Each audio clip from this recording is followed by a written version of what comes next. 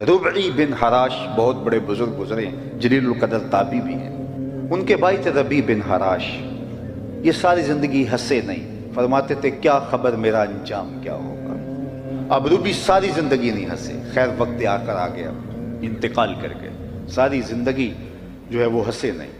غسال کو بلا لے ان کے بھائی اور کہا میرا بھائی فوت ہو گیا، اسے غسل دے دو۔ وہ غسل خانے میں داخل ہوا، غسال تو فوراً باہر آ گیا۔ کہا اتنی جلدی؟ کہا یار تیرا بھائی بڑا عجیب ہوا۔ کہا کیا ہوا؟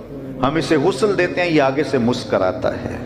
کہا میرے بھائی نے قسم کھائی تھی جب تک اچھا انجام نہیں دیکھوں گا نہیں مسکراؤں گا، آج مرنے کے بعد جو مسکرا رہا ہے تو اس کا مطلب یہ ہوا اس نے اپنا انجام بخیر دیکھ لیا ہے۔ بخیر غسل دیا، چارپائی پر ڈال دیا، ادھر شہر میں خبر مشہور ہو گئی ایک بندہ مرنے کے بعد مسکرایا ہے۔ بعض لوگوں نے کہا وہ گھڑی ہوئی کہانیاں ہیں، بندہ مرنے کے بعد بھی مسکرا سکتا ہے۔ بعض نے کہا یار بندہ تو بڑا اچھا تھا، ہو سکتا ہے مسکرایا ہو، ایک ہجوم بن گیا۔ اتنے میں نے غسل دے کے چارپائی پہ ڈال کے کفن بھی اڑایا جا چکا تھا۔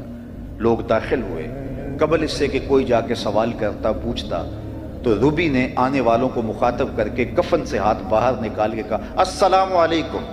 لوگ حیرت میں ڈوب گئے، کہا وعلیکم السلام، عجیب بات ہے کہ تم مرنے کے بعد باتیں کر رہے ہو؟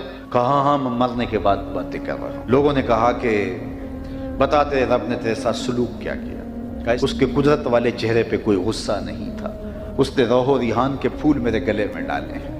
کہا جو میرے ہو جائیں میں انہیں حیات طیبہ دے دیتا ہوں، ستھری اور پاکیزہ زندگی دے دیتا ہوں، تو اس کے ہو کے تو رہو، دنیا میں بھی سرخرو بامراد مطمئن زندگی کے اجالے نصیب ہوں گے، اور مرنے کے بعد بھی خوشیاں نصیب ہوں گی، اور آخرت کی زندگی بھی سرخرو ہوگی، قبر میں بھی چراغاں اور قبر میں بھی روشنیاں اور قبر میں بھی اجالے ہوں گے۔